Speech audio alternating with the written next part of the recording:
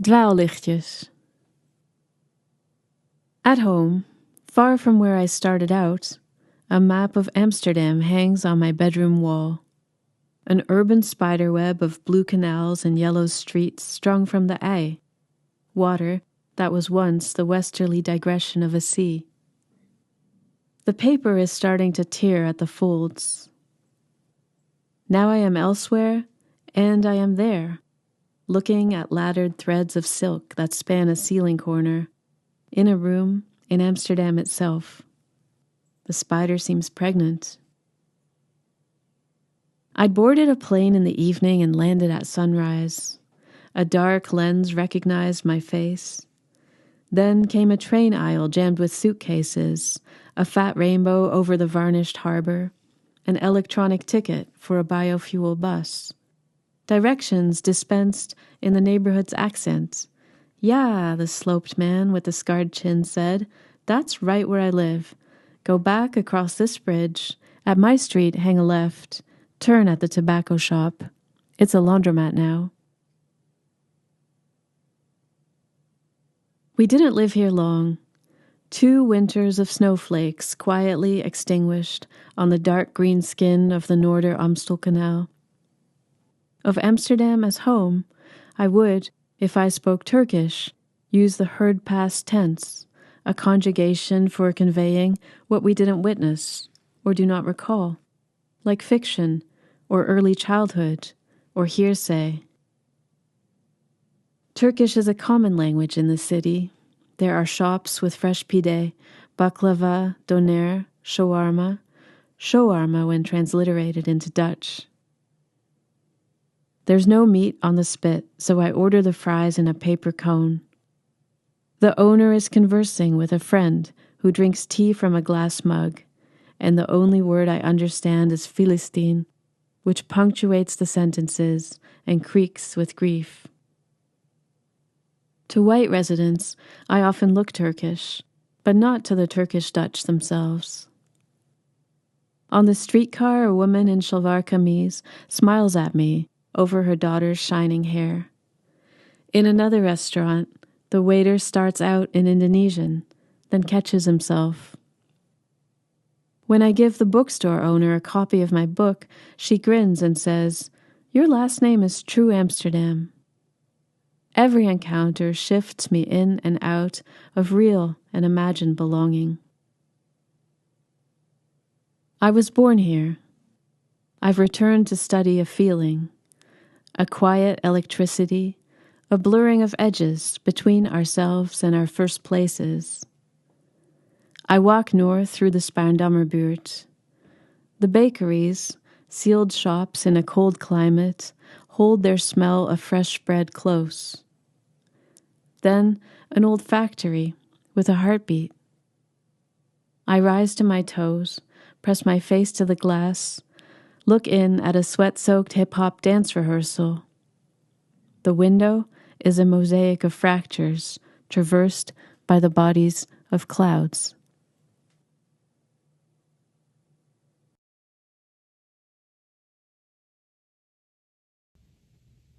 Hi everybody, I'm Melissa Febos, author of the memoir The Dry Season, which is excerpted in the new issue of Brick, and I'm going to read you a little bit from that excerpt.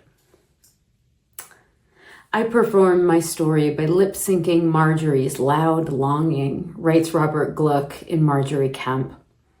The book combines Marjorie's story with that of his own obsessive love affair with a younger man, L. I kept Marjorie in mind for 25 years, but couldn't enter her love until I also loved a young man who was above me, he writes. The 2 narratives intertwine in his novel. Sometimes Marjorie is Gluck, sometimes she is herself, jumping time, and the text becomes a mimicry of the lovers blending and unblending, alternately confusing and ecstatic. Jesus and Marjorie act out my love. Is that a problem?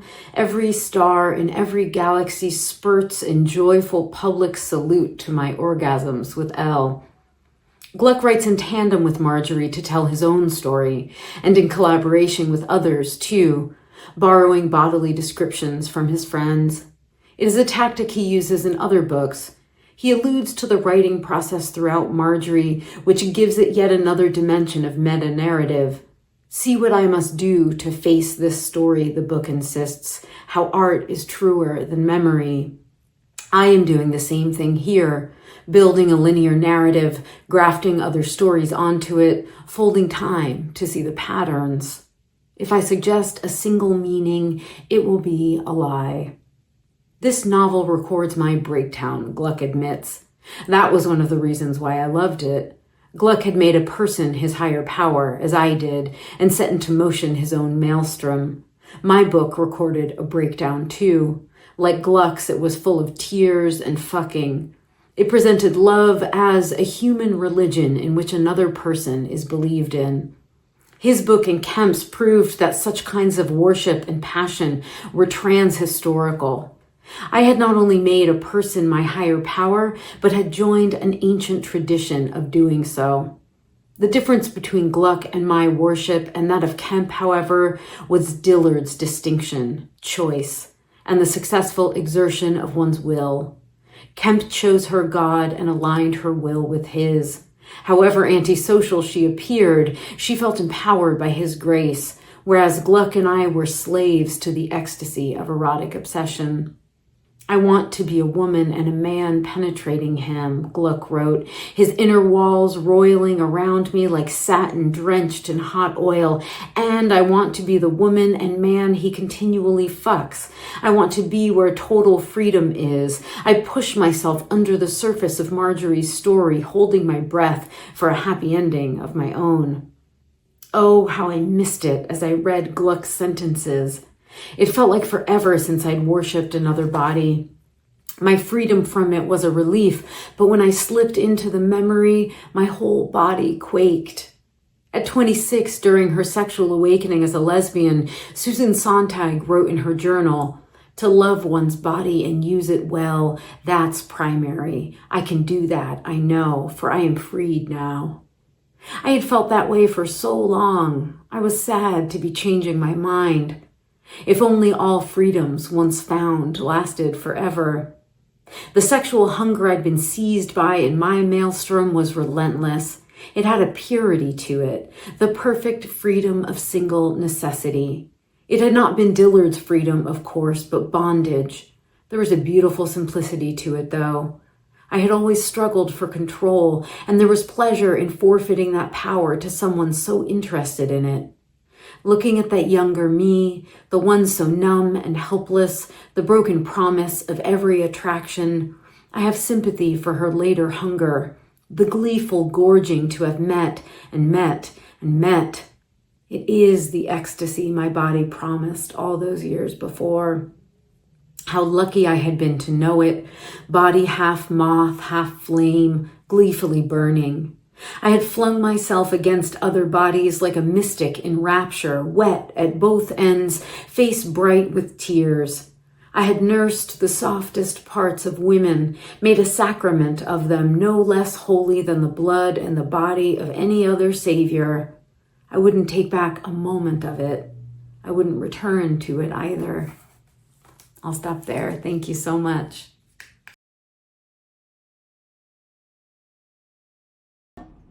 Hello everybody, my name is Sheung-King, and today I'll be reading from Synthetic Strokes, not writing from 2021 to 2024.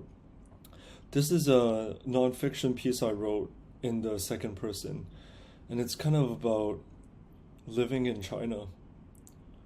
It starts with a quote by Lawson. Hong Kong seems very quiet, but outsiders do not know whether the Chinese who live here are comfortable or not. Men communicate their thoughts and feelings through writing, yet most Chinese nowadays are still unable to express themselves this way. This is not our fault, for our written language is a fearful legacy left us by our forebears. Lawson. Number 4. Reasons for censorship. It is better to prevent problems than to solve them later. It's easier to prevent problems than to solve them later.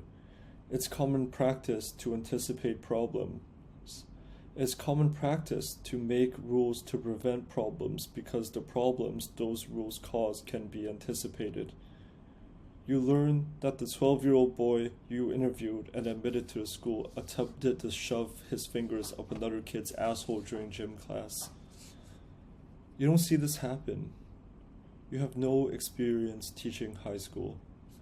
You think about the student shoving his fingers up another boy's ass as you take a shit.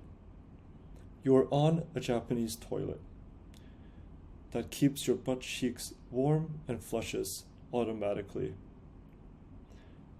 There are 2 washrooms in your apartment. The other one has a regular toilet. This boy you admitted, the one who assaulted another student, also told the teacher that on September 18th, he placed the Japanese flag on the floor and stepped on it. On his first day at school, when asked to draw the map of China, he included Vietnam. Your colleague stopped him when he tried to expand the Chinese border to include all of Mongolia. When the other students asked him why his map looked different, he started talking about how the borders needed to expand.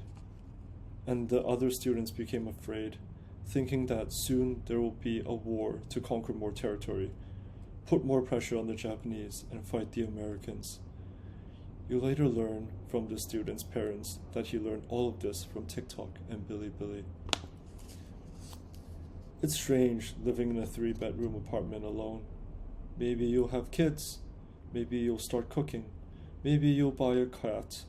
Maybe pedagogy of the oppressed will be useless for international school students who only teach rich kids. If you give them tests all the time, maybe fewer of them will be playing on their phones. Maybe none of it will work. Maybe you'll turn off your VPN and start browsing for things you think you need on Taobao. Maybe you don't even want to be a teacher. Maybe the article you're trying to load is from the New York Times, which is blocked. Maybe it won't matter that you won't be able to read this article. Maybe not too many people around you will be able to read it either. Maybe the noise, the screeching sound of the subway train slowing down as it reaches the station below your apartment, will make you want to have sushi. Maybe the noise will make you want to die. Your fingers are still trying to access the article. You pick blurry images from a new set, selecting ones that show fire hydrants. Another train passes. Maybe you actually like the sound of metal scratching against metal. You think about sitting on your grandmother's balcony in Kowloon, Hong Kong, in the early 2000s, with the constant noise of cars, minibuses, double-decker buses, trains, people, and buildings. There are too many buildings, too close to each other, always under construction. You enjoy sitting there, watching the subway pass between the gaps in the old buildings, unable to distinguish one noise from another. You were 12 or 13 or 8, but now you are an adult, a Hong Kongese Chinese-Canadian adult, working in Shenzhen, thinking about Hong Kong, remembering that time when your grandfather passed away, when you were 8 or 13 or 12, and your grandmother moved to the same private apartment complex as your parents, near the Hong Kong International Airport, where there was less noise. You hear the sound of planes, but don't see them. Thank you very much.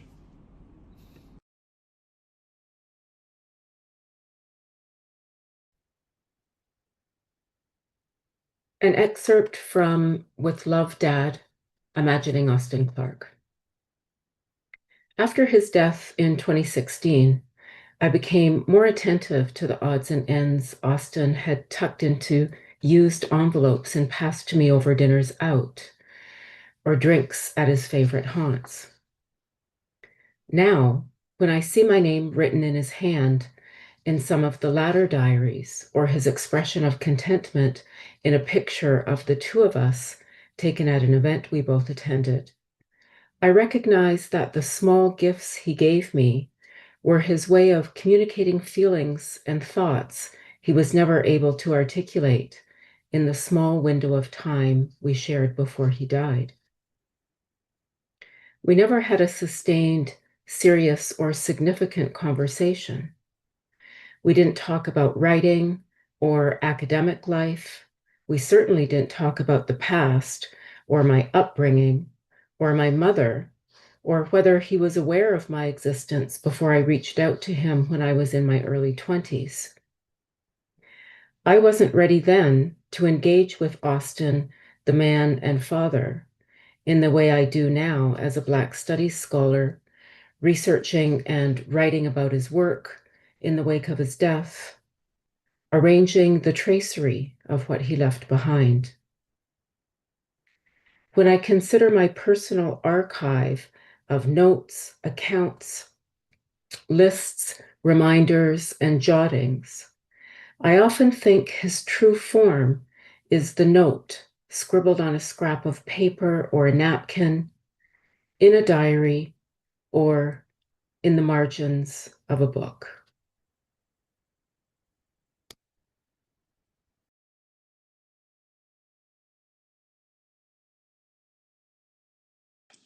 This is Dan Bellm, translator of Bellm Rodrigo's Central American Book of the Dead, and I'm reading one of the poems in that book, First Photograph of My Father, My Brothers and Sisters, and Me with Migrants from Central America.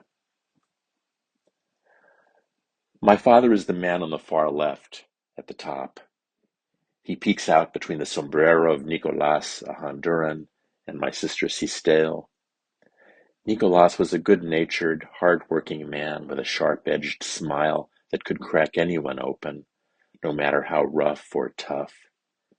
At the top, two right in the middle, holding my sister Exa, is another Honduran, Orlando, an evangelical with the peace and calm of cattle on the way to slaughter.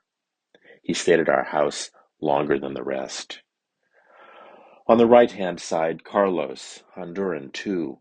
From his head seems to grow that twisted nanche tree whose elbow touches the exact center of the Calle Central, the street my father would come down at night toward home, drunk on laughter from talking with his friends in the park. A mild-mannered, soft-voiced, light-skinned black man.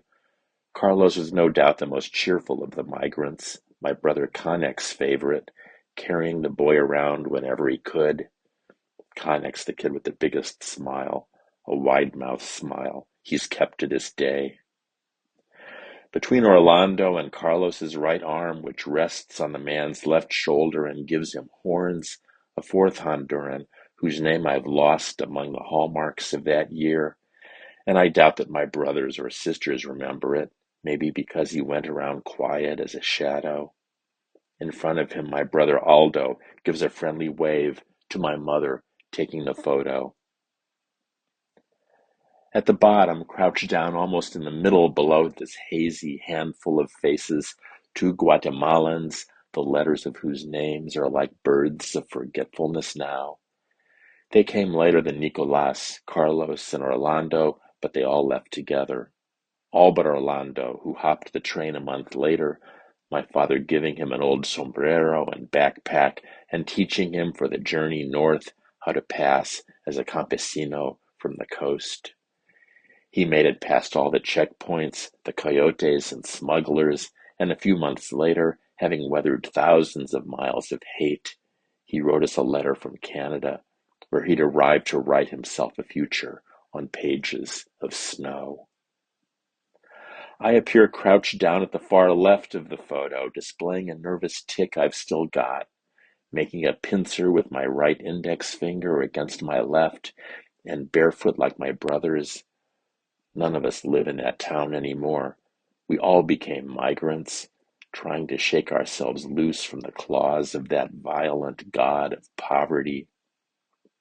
If we could step into the photo after 30 years and walk back up that street on the right-hand side, we'd come upon my father on the railway platform.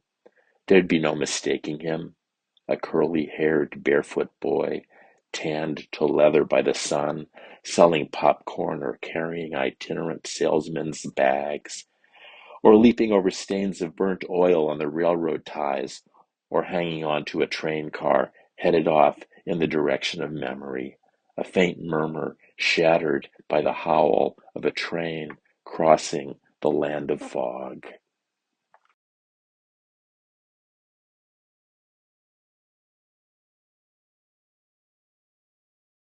Hi, I'm Zenas Ubere and I am reading from my essay Still Lagos. 1. On October 23, 2022, I arrive and the driver picks me up from Murtala Mohammed International Airport in Ikeja to make the 45-minute journey across Third Mainland Bridge to a hotel in Victoria Island. As we approach the bridge, I set eyes on Lagos Lagoon, across which are the high rises of the island. In reality, in fiction, many have leapt off this bridge, crashing into the lagoon and sinking to their deaths. How many washed out bones lie on the lagoon's bed? How many lives have come to it saying, "Separate me from the harshness of this earth"? As we drive past it under early afternoon glare, the lagoon's surface glistens like tinfoil set ablaze by harsh lights. 2. Lagos. The city comes with uncommon stories. Stories I've read on social media or heard from returning travelers. A driver caught in traffic watches as some boys uncap the bumper of his car and casually walk away. Once, a popular writer, also in traffic, was relieved of his laptop at gunpoint. Now and then, tankers fall on roads, off bridges, killing commuters and bystanders. These things happen and life continues as usual. Visitors to Lagos are often warned by friends or relatives who know the city to shine their eyes, for the city is out to eat you and only the street smart can survive. So my arrival in Lagos is tinged with apprehension, with discomfort for the anticipated mayhem that may befall me, but with a bit of excitement too. 3. After viewing an environmental-themed exhibition at the University of Lagos, I visit where the school's land meets the lagoon, demarcated by a waist-high concrete fence on which one can sit. Before the fence, I stand and look out into the water, its flat sheen meeting the sky in the distance. From this view, Third Mainland Bridge, the longest bridge in West Africa and the second longest on the continent, is only a line across the horizon, so small it is caught in a single glance. The cars cruising along it, looking like marching soldier ants. Around me, the ground is pockmarked with holes I am told are homes to crabs. I point my camera at the holes and snap, hoping a crab will appear just in time to give my photograph a serendipitous finish. But no crab responds, and I move on to other curiosities. I encounter a tree so large I am reduced to a pencil beside it. The tree has a firm grip on the soil, clutching it as easily as I would some grains of rice. Names and things illegible are scribbled on the base of its trunk. My interest, however, lies in the way the tree claims space, the way it poses with the certainty and stability of a mountain. The patch of earth on which it stands is its alone. In a stranger's pose, Emmanuel Idoma wrote, "Every tree is the opposite of wandering." And I find that interesting, to be so rooted in a place that you own it as much as it owns you. Thank you.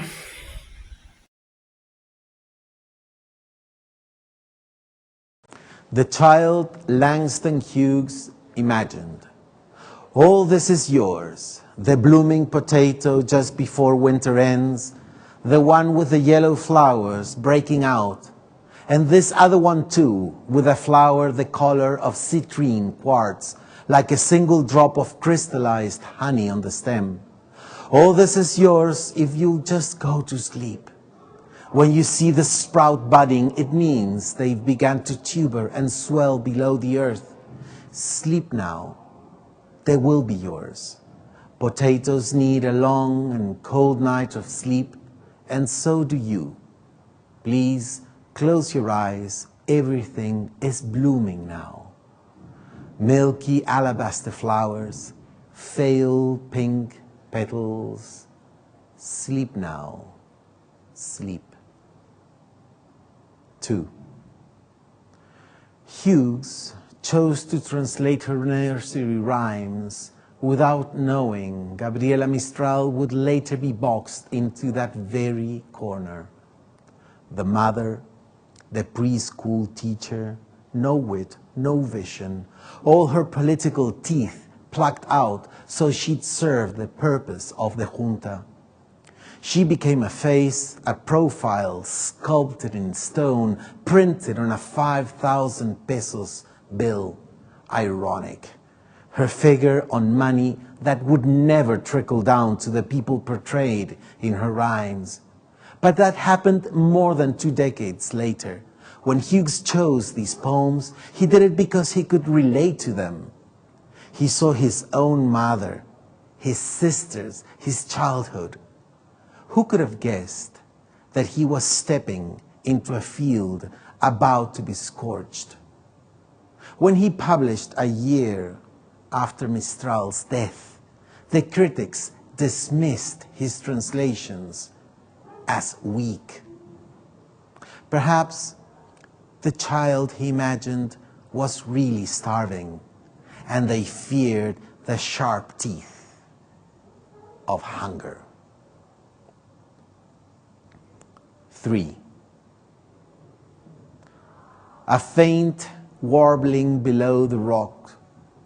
We continue to crawl up the steep dry creek, a procession on our hands and feet, milky quarks with purple iron streaks, first loose as pebbles, then as heavy stone altars, big enough for us to sit silently overlooking the Claro River. We are trying to reach the mother crystal, a quartz column protruding from the side of the mountain, but she will remain untouched, unembraced. Here the Andes are arid. The basin of the Elqui is the gate to the Atacama Desert. We feel the ancient drought in our brittle alveoli, and again the soft warble, a conversation of tococo birds bouncing down the slope. In this little nook called Alcoguas, the highest village in the Elqui, every breath must be taken, one syllable at a time. Is this how Gabriela Mistral taught local children to read? Breathe in, breathe out, do the call of the tococos. You see, that's called a vowel. It's a U. Breathe again.